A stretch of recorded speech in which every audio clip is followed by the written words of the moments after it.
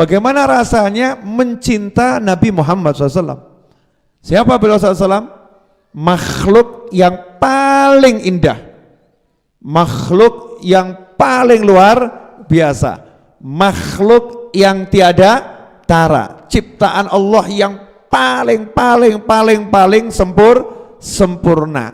Kalau kita lihat gunung yang indah udah indah sekali. Lihat laut yang membiru, birunya lain ini. Lihat orang yang ganteng, ya, yang gantengnya kemecer sampai ya, itu kalau lihat apa tuh drakor tuh ya. Drama Korea sampai orang ganteng sampai histeris, dredeg, gemeter gitu kan ya. Ketemu. Nah, itu mas-mas yang ketemu saya tuh loh. Mas-mas loh, bukan mbak-mbak ya. Mas-mas yang ketemu saya salaman itu, kemudian minta foto, kan saya pegang pundaknya. Itu saya kaget. Kenapa? Geter semua. Itu baru ketemu saya yang jelek begini ya, geternya luar biasa karena punya rasa cinta. Nah, bayangkan orang yang bisa mencintai Nabi Muhammad sallallahu alaihi wasallam. Enaknya seperti apa? Tentunya sangat-sangat enak. Nah, sebelum kita belajar mencintai Nabi Muhammad SAW, Rasulullah SAW sudah mencintai kita. Rasulullah SAW sudah merasakan nikmatnya mencintai umatnya. Makanya jauh hari 1400 tahun yang lalu, suatu hari Nabi Muhammad SAW berjalan bersama para sahabat ziarah ke sebuah pemakaman. Nah, tiba-tiba Nabi SAW berbicara topik bukan tentang kematian. Jadi kalau urusan makam belum tentu kematian. Karena pelajaran hidup itu di makam belum tentu bab mati. Ingat mati itu enggak usah mikir mati, tapi mikir hidup, kan begitu. Nabi SAW saat itu ngomong sama sahabat radhiyallahu taala anhum. Beliau berkata, "Wadittu anna qad ra'ayna ikhwanana." Wadittu, sungguh aku pengen melihat ikhwanana, saudara-saudaraku. Sungguh aku pengen melihat saudara-saudaraku. Para sahabat pun kaget, loh ini lagi kumpul sama sahabat. Awalasna ikhwanaka ya Rasulullah SAW. Duhai Rasulullah, bukankah kami ini saudara-saudaramu? Sebangsa, setanah air, seiman, seakidah. Bukankah kami ini saudaramu? Seorang muslim, saudara bagi muslim yang lain. Sahabat berpikir seperti itu. Sudah ada di depan mata kok dicari. Sudah kelihatan kok dibilang belum kelihatan. Aku pengen banget seandainya bisa lihat saudara-saudaraku. Maka Nabi Muhammad sallallahu alaihi wasallam menjawab, hadis riwayat Muslim ini ya. Qala antum ashabi, kalian adalah sahabat-sahabatku. Artinya sahabat ini pangkatnya lebih tinggi dari saudara yang dimaksud oleh Nabi Muhammad SAW. Kalian sahabat-sahabatku. Sahabat-sahabatku beda dengan saudara-saudaraku. Lantas siapa saudara-saudara yang dimaksud oleh Nabi Muhammad SAW? Wa ikhwanuna alladzina lam ya'tu ba'd. Saudara-saudara kita, saudara-saudara saya, saudara-saudara kalian adalah orang-orang yang belum lahir saat ini. Lam ya'tu ba'd. Orangnya belum ada. Faqalu kaifa ta'rifu man lam ya'ti ba'du min ummatika ya Rasulullah. Maka Nabi SAW ditanya sama sahabat, ya Rasulullah, nanti kamu bisa tahu saudara-saudaramu itu gimana caranya tahu? Wong orangnya belum ada. Ini akan saya bahas nanti. Saya bahas dulu kalimat Nabi SAW, orangnya belum ada. Itu saudara-saudara saya. Siapa orang yang belum ada yang dimaksud?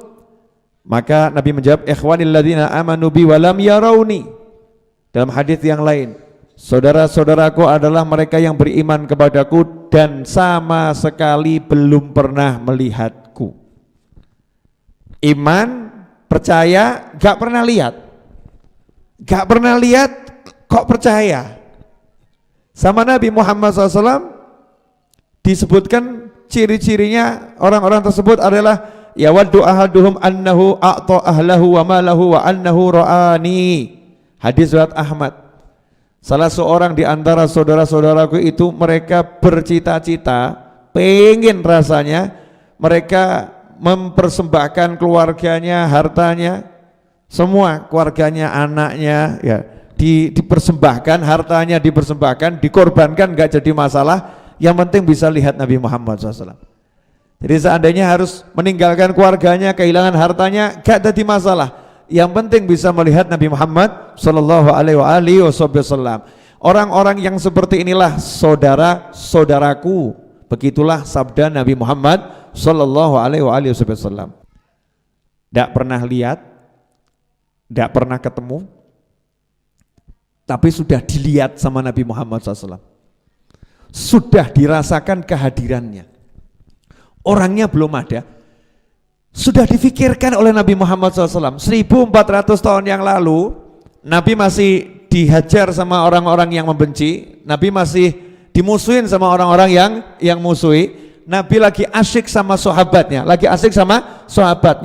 kok teringat sama yang gak ada dan belum pernah ada. Beda kalau orang ingat sama yang sudah pernah ada ya. Misalnya istri yang sudah meninggal, saya nggak bahas suami ya, istri yang sudah meninggal. Nah lagi duduk suami ini sama teman-temannya terus ingat istrinya sudah meninggal, sedih, wajar. Lawang pernah hidup bersama, betul kan? Itu yang dilakukan Nabi Muhammad SAW. Walaupun Nabi tidak ada bandingnya dalam masalah cinta. Rasulullah SAW itu kalau lihat rumahnya Khadijah nangis, lihat saudarinya Khadijah nangis, saudaranya Khadijah nangis, lihat bibinya Khadijah nangis, dengar orang yang suara langkah kakinya mirip Khadijah nangis. Ingat Sayyidatuna Khadijah radhiyallahu taala anha, istri yang paling dicintai oleh Nabi Muhammad SAW. Tapi itu memang hidup bersama. Ada apa, athar, bekas-bekas yang nggak mungkin hilang, membekas di jiwa. Lah kalau ini yang disebut Nabi SAW ini orangnya belum ada, apalagi hidup bersama, orangnya belum ada. Sama Nabi SAW sudah dikangeni. Kalau bahasa kita, saya kangen, saya pengen ketemu dengan saudara-saudara saya.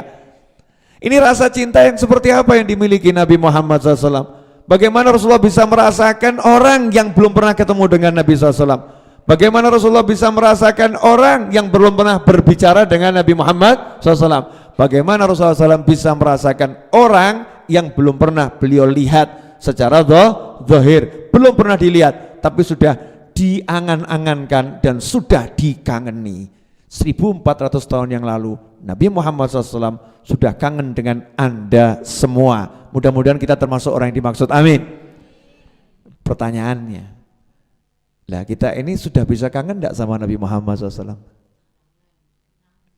Sudah pernah enggak nangis karena kangen sama Nabi Muhammad SAW? Pernah enggak nangis pengen ketemu Rasulullah SAW? Sudah pernah belum gitu? Kalau sudah pernah, berapa sering pernahnya? Berapa sering pernahnya? Kangen pada Nabi Muhammad SAW. Berdasarkan hadis ini, maka duduk menciptakan suasana kangen pada Nabi Muhammad SAW itu bagian daripada iman. Kalau ada orang yang nanya, kan Nabi nggak pernah ngajari, jawabannya hadis ini loh Nabi ngajari dengan apa? Dengan praktek langsung. Di pemakaman bahkan Nabi berdiri depan sahabat, ingat kepada orang-orang yang belum pernah beliau temui, kangen kepada orang-orang yang belum pernah beliau temui. Sementara kita ini semua sudah tahu siapa Nabi Muhammad SAW. Ya kan sudah ada ceritanya Rasulullah, udah ada akhlaknya Rasulullah SAW, udah ada wujudnya Nabi Muhammad SAW. Walaupun kita belum pernah lihat, tapi kita pernah dengar. Kalau kamu enggak pernah melihat kekasihmu, jangan sampai telingamu tidak pernah mendengar berita tentangnya. Kan begitu kata para ulama. Berita tentang Nabi Muhammad SAW sudah sering kita dengar. Seharusnya kita lebih mudah untuk kangen dengan Nabi Muhammad Sallallahu Alaihi Wasallam. Nah kalau nyatanya belum bisa kangen, maka wajib belajar kangen. karena ini wujud dari syahadat kepada Nabi Muhammad sallallahu alaihi wasallam. Asyhadu an la ilaha illallah wa asyhadu anna Muhammadan Rasulullah. Belajar kangen. Nah, belajar kangen itu bentuknya macam-macam. Duduk baca sejarah Nabi, ya itu belajar kangen. Duduk sambil bersolawat pada Nabi Muhammad SAW, itu belajar kangen. Maka kalau ada orang nanya, kamu ngapain duduk-duduk? Ya, kok baca-baca Barzanji, baca Simtud Duror, baca Burdah, ya nggak ada yang ngajari. Jawabannya sudah diajari Nabi, cuman mungkin kamu nggak paham kalau diajari Nabi, ya EQ-mu nggak nyampe gitu. kurang paham ya. Nabi ngajari dengan praktek, di mana Nabi sendiri SAW langsung beliau kangen pada sahabat ikhwannya, yaitu kita semua umatnya di akhir zaman setelah wafatnya Nabi Muhammad sallallahu alaihi wasallam. Aku tuh kangen loh sama kamu, padahal nggak pernah ketemu loh sama kamu. Ya, maksudnya awakmu kangen gak mbak aku gitu kan ya? Kamu kangen gak sama saya kan? Betul ya? Kamu kangen gak sama saya? Kalau kamu belum kangen, ya kangen no toh ya. Tunjuk no kangenmu sama aku. Itu bahasa, ya bahasanya begitu. Bahasanya begitu. Lah ini kita nih diajak bicara oleh Nabi Muhammad SAW 1400 tahun yang lalu. Aku sudah kangen sama kalian. Aku kangen sama kalian, dan yang namanya cinta tuh nggak bisa disembunyikan. Kuungkapkan cinta itu kepada sahabatku sehingga sahabatku cemburu. Awalasna ashabak ya Rasulullah, bukankah kami ini sahabat-sahabatmu ya Rasulullah? Ngapain ngangenin orang yang nggak ada gitu loh? Paham?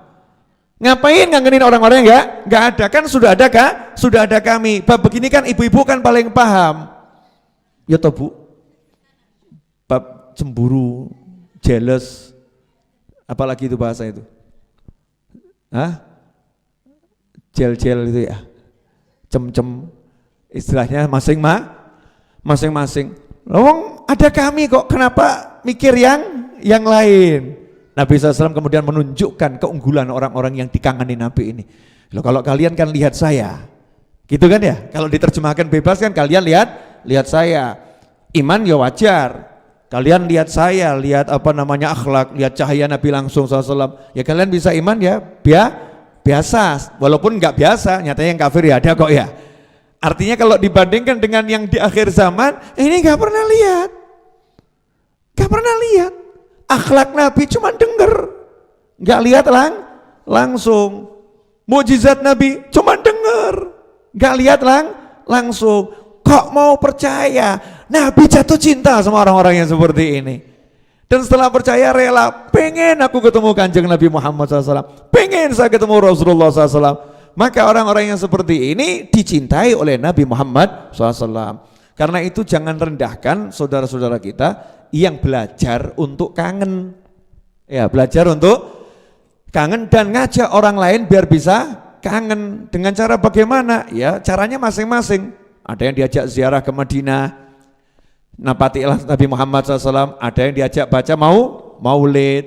Maulid itu pakai berdiri, iya berdiri sambil bayangin ketika Nabi itu disambut oleh para sahabat waktu hijrah ke Madinah. Itu semua tasyawuk, langkah untuk menimbulkan rasa kangen. Karena kalau orang udah kangen sama Nabi Muhammad SAW, selesai. Kalau udah punya cinta Nabi itu insya Allah selesai. Contoh nih, misal mau minum aja bayangkan kanjeng Nabi minumnya gimana ya. Duh, misal ya, pegang kira-kira Nabi ini minumnya piye ya, mesti ya bismillah sih ya, bismillahirrahmanirrahim, alhamdulillah. Nabi kalau sak teguk mesti alhamdulillah ya. Masuk kanjeng Nabi glegek alhamdulillah, enggak mungkin. Jadi hidupnya tuh bayangkan Nabi terus SAW, bismillahirrahmanirrahim, alhamdulillah. Dan Nabi itu kalau minum kelingan istrinya, kelingan teman-temannya, kelingan sahabatnya. Lah saya kelingan jenengan, monggo diunjuk. Nah, ternyata sudah habis. Nah, itu namanya orang betul-betul bayangkan kanjeng Nabi Muhammad sallallahu alaihi wasallam. Semua geraknya dia ingat Rasulullah SAW. Maka pesannya Rasul sama orang yang sholat apa? Apakah Rasul berkata, sholatlah yang baik? Apa berkata, sholatlah yang hebat? Sabda Nabi SAW, "Shallu kama ra'aitumuni usolli." Salatlah kalian kama seperti kalian ra'aitumuni, kalian melihat aku usolli, melihat aku sedang salat.